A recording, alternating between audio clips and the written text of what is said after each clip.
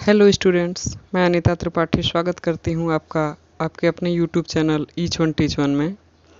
प्यारे बच्चों, आज मैं आप लोगों को कबीर दास का जीवन परिचय पढ़ाने जा रही हूँ।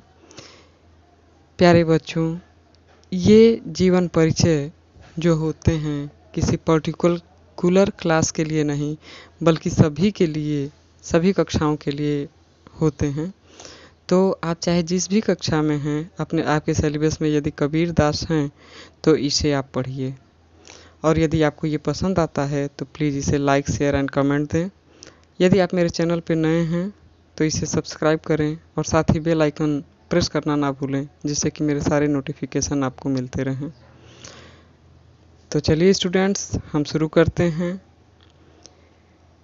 कबीर दास का जीवन परिचय और उनकी साहित्यिक उपलब्धियाँ। महान कवि एवं समाज सुधारक संत कबीर दास का जन्म 1398 ईस्वी में काशी में हुआ था।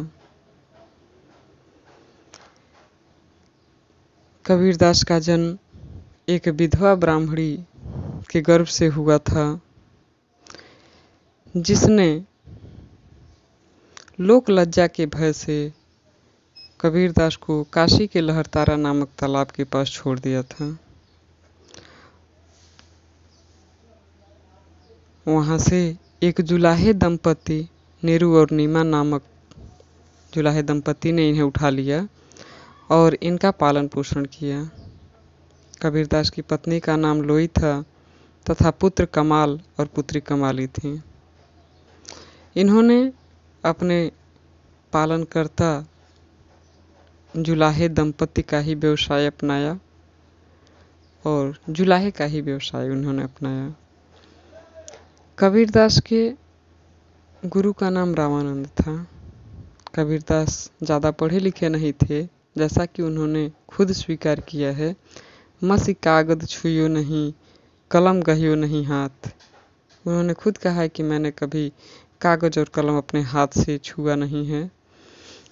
इसे ये स्पष्ट होता है कि कबीर दास पढ़े लिखे नहीं थे। रामानंद जी के शिष्य बनने के बाद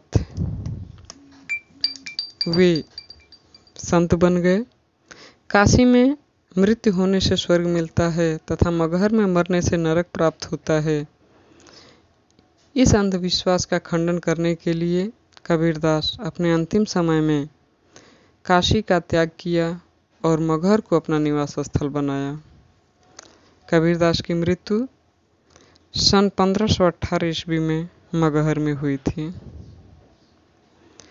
कबीर दास ज़्यादा पढ़े लिखे नहीं थे, इसलिए उनकी रचनाएं मौखिक हुआ करती हैं।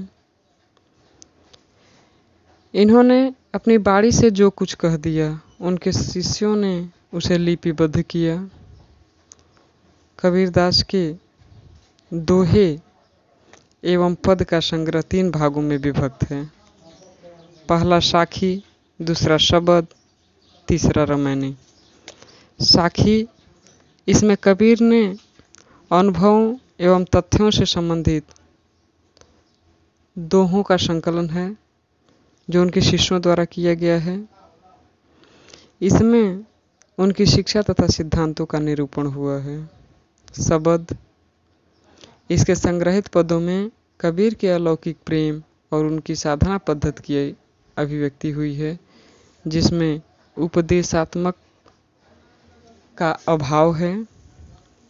रमैनी, इसमें कबीर की स्तुति, वर्णन तथा उपदेश वर्णन करने वाली चौपाइयाँ संग्रहित हैं, जिनमें उन्होंने रहस्यवादी और दार्शनिक विचारों को बताया है। बीजक के अतिरिक्त इनकी रचनाएं कबीर ग्रंथावली एवं कबीर वचनावली भी हैं। कबीर दास निर्गुण ब्रह्म की उपासना पर बल देते हैं। कहने का अर्थ यह है कि कबीर निर्गुण ब्रह्म के उपासक थे। इनकी रचनाओं पर सूफी संतों का प्रभाव स्पष्ट रूप से दिखाई देता है। कबीर दास के आराध्य राम हैं, जो दशरथ पुत्र न होकर के निर्गुण निराकार राम हैं। कबीर दास जी ने सहज साधना पर बल दिया है। कबीरदास गुरु की महत्ता को विशेष बल देते हैं। कबीरदास जी ने ये कहा है कि गुरु कुम्हार सिख कुंभ है, गढ़ी गढ़ी काढ़े खोट, अंतर हाथ सहार दे, बाहर माहे चूट। इसके अलावा उन्होंने तो ये भी कहा है कि गुरु गोविंद दो खड़े, काको लागे पाए, बलिहारी गुरु आपने गोविंद दियो बताए। कबीरदास ने ये कहा है कि गुरु जो हैं वो भगवान से भी बड़े हैं। कबीरदास सत्य की महिमा, सत्य और अहिंसा को जीवन का महत्वपूर्ण अंग मानते हैं। उन्होंने कहा है, साच बराबर तप नहीं, झूठ बराबर पाप, जाके हृदय साच है, ताके हृदय आप। इसके अलावा कबीरदास जी प्रेम की महत्ता, समाज सुधारक की भावना लिए हुए हैं। उन्होंने प्रेम की महत्ता पर बल देते हुए कहा है कि जब मैं था तब हरि नहीं, अब हरि है मैं नाय, सब अंधियारा मिट गया जब दीपक देखा माय। यानी कि जब मेरे अंदर अहंकार था तो मैं नहीं था। समाज सुधार की भावना कबीर के अंदर इतनी प्रबल थी। कबीर अपने युग के सबसे महान समाज सुधारक थे। नाथ संप्रदाय के योग मार्ग तथा हिंदुओं के वेदांत एवं भक्ति मार्ग पर इन पर गहरा प्रभाव था। ये बाह्य आडंबर पर, बाह्य कर्मकांड पर, पूजा पाठ पर यानी दिखावे पर ये विरोध करते थे। उन्होंने हिंदू और मुसलमानों को दोनों को दिखावे पर, बाह्य आडंबरों का विरोध करते हुए, मूर्ति पूजा का विरोध करते हुए ये दोहा कहा है कि हिंदुओं को कहते हैं, पाहन पूजे हर मिले तो मैं पूजूं पहाड़, या तो चाकी भली पी सिखाए संसार। उन्होंने मूर्ति पूजा का विरोध किया है। उन्होंने कहा कि यदि पत्थर पूजने से भगवान मिल जाते तो मैं पहाड़ पूज लेता, उससे तो अच्छी आपके घर की चक्की है जिसका पीसा हुआ आप खाते हैं। वहीं पर मुसलमानों को भी वो समाज के लिए आगाह करते हैं, उनके बाह्य आडंबरों का विरोध करते हैं। वो कहते हैं, काकर पाथर जोड़ के मस्जिद दई बनाए, तापर मुल्ला बाग दे, क्या बहरा हुआ खुदा। कंकर पत्थर जोड़ करके आप इतना बड़ा मस्जिद बनाते हैं और उस पर चढ़ करके मुल्ला चिल्लाता है, क्या आपका खुदा बहरा हो गया है। इस प्रकार बच्चों हम ये कह सकते हैं कबीर पढ़े लिखे नहीं थे, इसीलिए इनकी भाषा साहित्यिक नहीं हो सकी है। इसीलिए इनकी भाषा को पंचमेल खिचड़ी कहा जाता है, सधुक्कड़ी भाषा कहा जाता है। लेकिन साथ ही ये भी ध्यान में रखिएगा आप लोग कि कबीर का भाषा पर पूर्ण अधिकार था। वे भाषा के डिटेक्टर कहे जाते थे और आज भी कहे जाते हैं। कबीरदास की शैली मुख्यतः उपदेशात्मक, व्यंग्यात्मक और भावात्मक है। इन्होंने अपनी कृतियों में दोहा, शब्द में पद और रामायणी में चौपाई छंदों का प्रयोग किया है। साखी में दोहा, शब्द में पद और रामायणी में चौपाई छंद का प्रयोग किया है।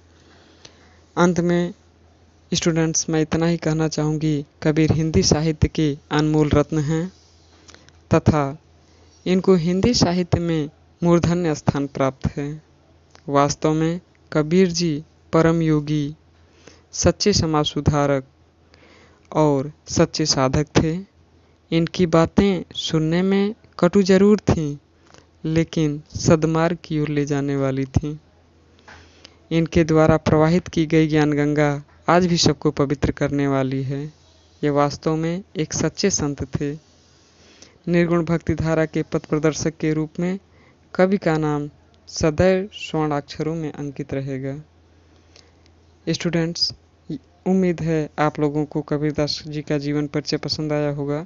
यदि आपको पसंद आता है तो प्लीज़ इसे लाइक, शेयर एंड कमेंट दें। यदि आप मेरे चैनल पर नए हैं तो इसे सब्सक्राइब करें, साथ ही बेल आइकन दबाना ना भूलें, जिससे कि मेरे सारे नोटिफिकेशन आपको मिलते रहें।